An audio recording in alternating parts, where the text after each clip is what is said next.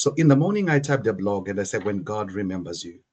Um, when people say God has remembered you, it does not mean God ever forgot us. So, sometimes when we hear that God has remembered us, we think that God at one time maybe forgot you or forgot an individual.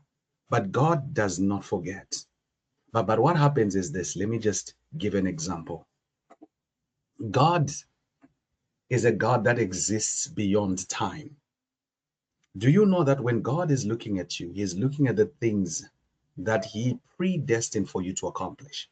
The Bible says, before you were formed in your mother's womb, I knew you and I ordained you a prophet.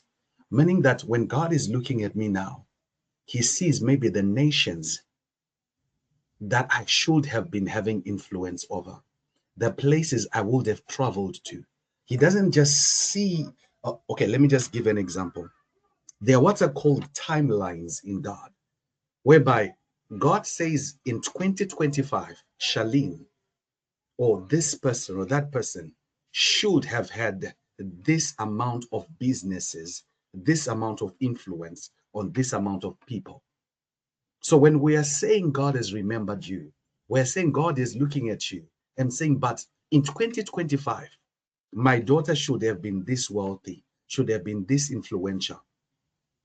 And he brings forth the word that he spoke for you for 2025 and causes it to manifest despite your mistakes, despite your errors, despite your position. So remembrance is more God taking what is yours and releasing it despite your position.